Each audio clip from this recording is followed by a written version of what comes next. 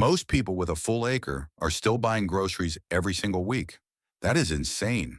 1 acre is more land than 90% of the farms that fed entire families for centuries.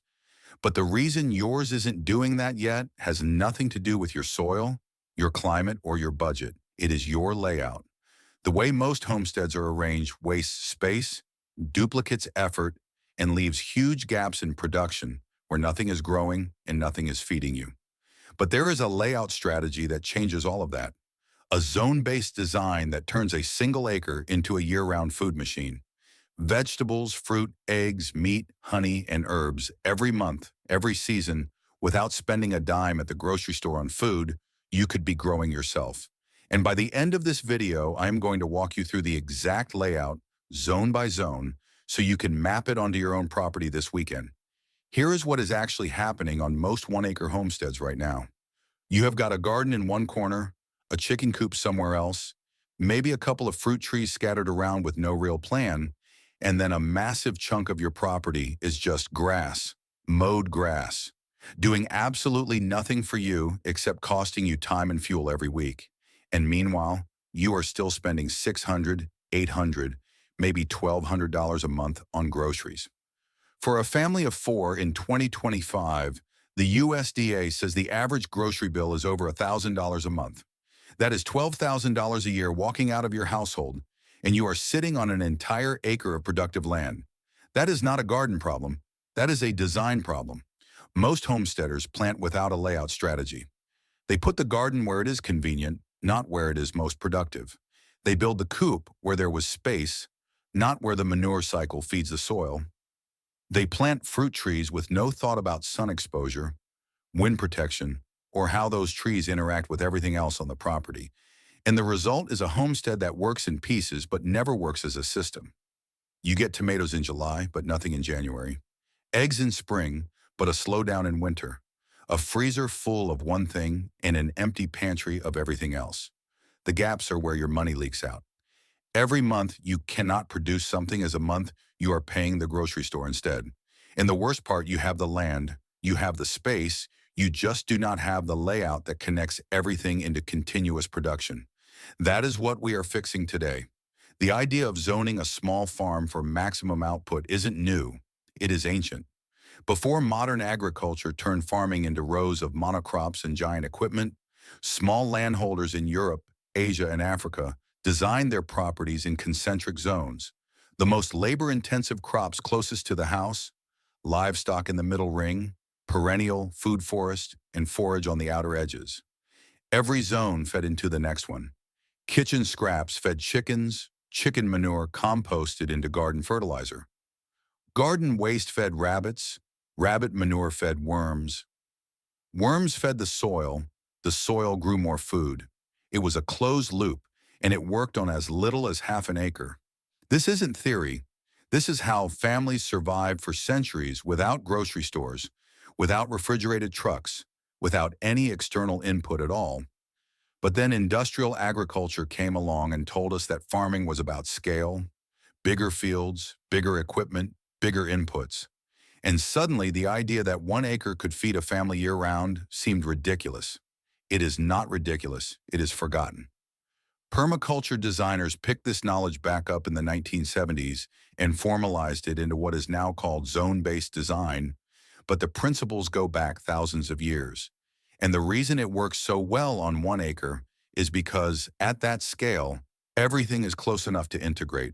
Your garden feeds your animals feed your soil feeds your garden. Nothing is wasted, nothing sits idle. The layout I am about to show you is built on those same ancient principles adapted for a modern homestead with modern goals. Free food all year from 1 acre. If you want a homestead that actually feeds you instead of draining your wallet, subscribe right now because the zone-by-zone layout I am about to break down is going to change everything. The kitchen garden, closest to your door. This is your highest traffic, highest output zone. It sits within 30 feet of your back door because the crops here need daily attention. And if they are not close, you will not tend them. This is where you grow your daily use vegetables. Lettuce, herbs, tomatoes, peppers, greens, radishes, green onions, the stuff you reach for every single meal. The secret to making Zone 1 produce all year is succession planting. You are not planting one round of lettuce in spring and calling it done. You are planting a new row every 2 weeks from March through October. When one row finishes, the next one is already producing. In winter, you throw a simple cold frame over this bed. Nothing fancy, just an old window on a wooden box, and you are still pulling spinach, kale, and arugula in January. I grew over 200 pounds of food from a 4 by 16-foot raised bed last year using this method. That is one bed on 1 acre. You have got room for 8 to 10 of these. Place your compost bin at the edge of Zone 1. Kitchen scraps walk straight from the counter to the bin to the bed. No wasted steps, no wasted nutrients. The perennial food forest. This zone sits just beyond your kitchen garden, roughly 30 to 80 feet from the house, and this is where your food production goes on autopilot. A food forest is a layered planting system. Tall fruit trees on top, apple, pear, plum, peach. Below those, smaller trees like fig and mulberry. Below those, berry bushes, blueberries, blackberries, raspberries, currants. Below those, ground cover crops like strawberries and clover. Every layer produces food, and once established, a food forest requires almost zero maintenance. No tilling, no replanting every season, no daily watering after the first 2 years. A single mature apple tree produces 200 to 400 pounds of fruit per year. One pear tree gives you 150 to 300 pounds. A row of blackberry bushes produces 10 to 20 pounds per plant per season.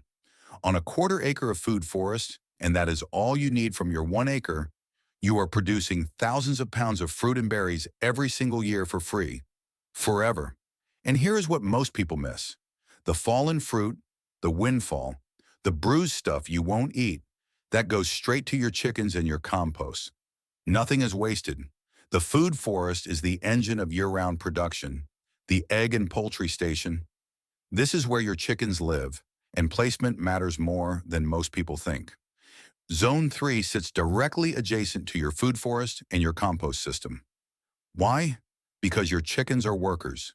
Their job isn't just laying eggs. Their job is pest control, soil scratching, and manure production. 6 hens on 1 acre is the sweet spot. That gives you 4 to 6 eggs a day, roughly 1,500 eggs per year. At store prices, that is $600 to $900 worth of eggs you are no longer buying. Use a confined run with a deep litter system. Let bedding build up over months. The chickens turn it, it composts in place. Twice a year, you clean it out and dump it straight into your garden beds. That is free fertilizer worth $150 to $180 or more per year.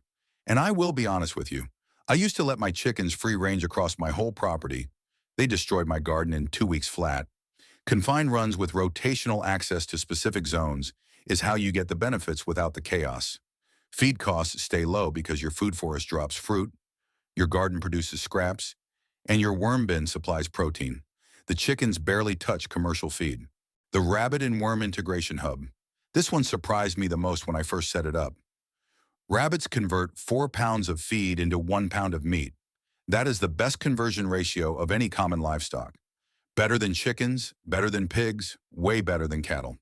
A breeding trio, 1 buck, 2 does, produces 40 to 60 lallary of offspring per year in a space smaller than a garden shed. That is $120 to $180 of clean, lean meat annually from a footprint of about 30 square feet. They are silent. No crowing, no neighbor complaints. In most suburban areas where chickens are restricted, rabbits are perfectly legal. But here is where the integration magic happens. Rabbit manure is cold manure. You do not have to compost it. It goes straight onto garden beds without burning plants. And it is one of the richest natural fertilizers on the planet. Stack a worm bin directly underneath your rabbit hutches. The manure drops in, the worms process it, and you get vermicompost and worm castings that supercharge your soil. Plus, surplus worms become high-protein chicken feed.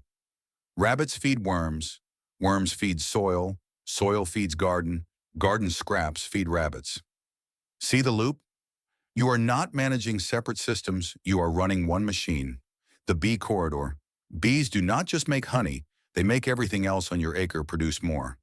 Place 2 hives along the border between your food forest and your garden. This positions them in the flight path of every flowering crop on your property. A single hive produces 30 to 60 lib of honey per year. That is your sweetener. No more buying sugar or honey at the store. But the real value is pollination. Studies show pollinated crops produce 30 to 50% more fruit than unpollinated ones. That means your apple trees, your berry bushes, your squash, your tomatoes, all of them produce significantly more food because the bees are working them daily. 2 hives on 1 acre is plenty. Startup cost is around $300 to $500. Annual maintenance is minimal, a few inspections per season, harvesting once or twice a year. And the bonus products stack up fast. Beeswax for candles and balms, propolis for natural medicine, pollen for nutrition supplements. Each one is either something you would buy at the store or something you can sell at a farmer's market. The bees do not take up usable growing space. They enhance every square foot around them, the preservation and storage station. Growing food all year means nothing if you cannot store it. This zone is a dedicated space. It can be a corner of your garage, a root cellar, or even a converted closet designed for food preservation and storage. You need 3 systems here: canning for fruits, vegetables, and sauces, dehydrating for herbs, jerky, and fruit leather, and root cellaring for potatoes, carrots, beets, onions, and winter squash.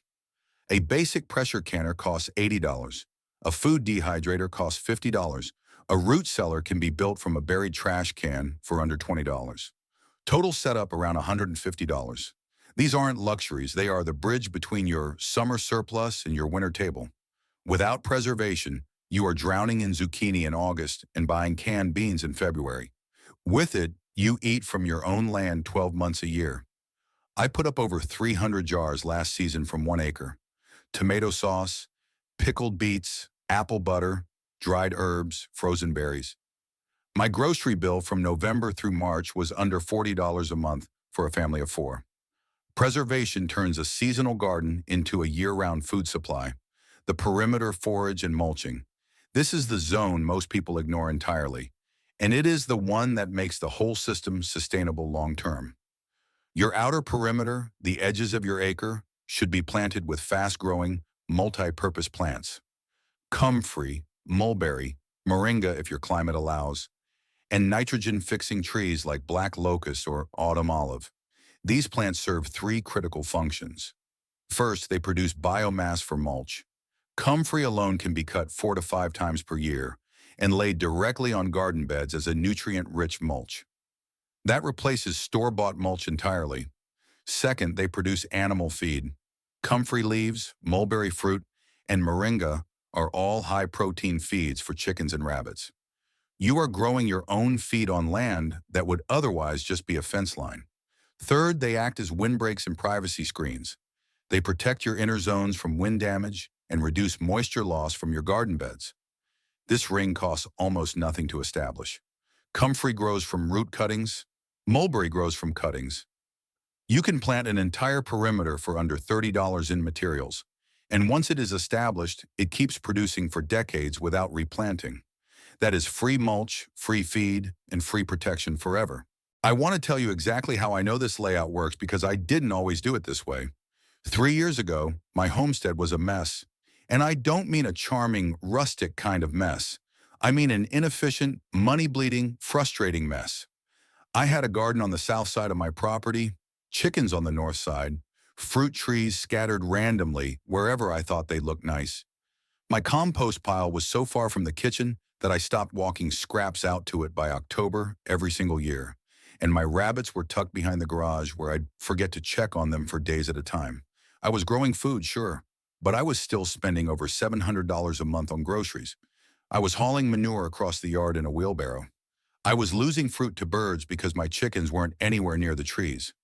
I was buying mulch by the truckload because I had nothing producing biomass on my perimeter.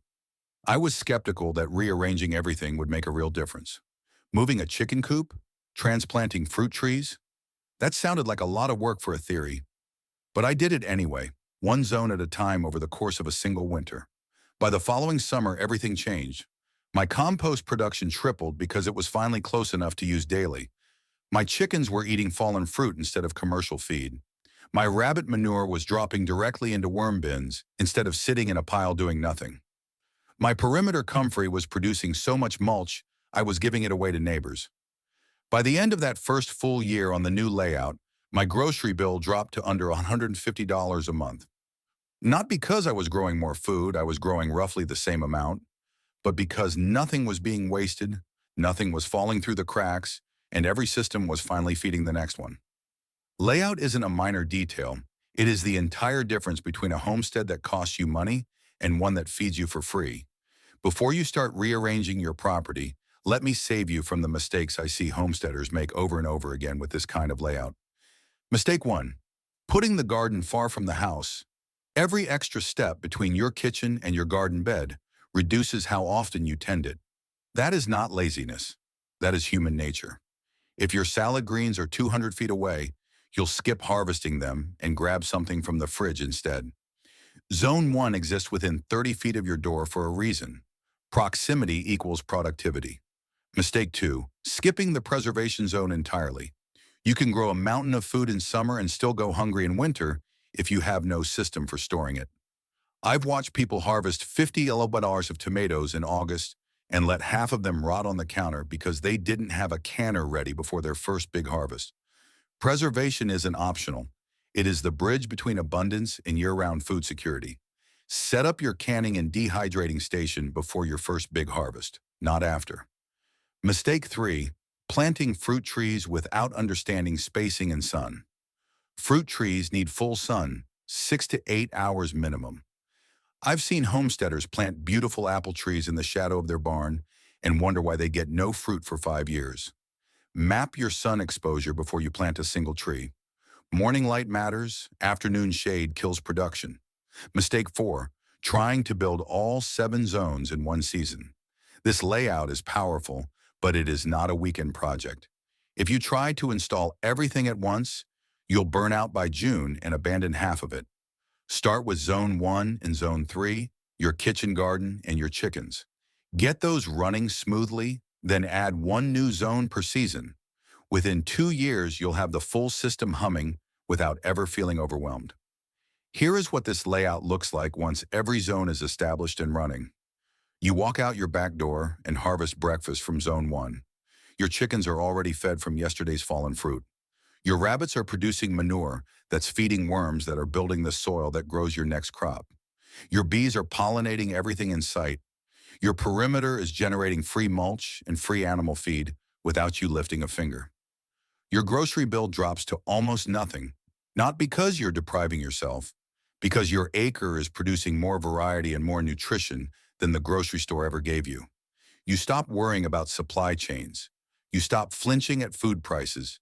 You stop depending on systems you cannot control.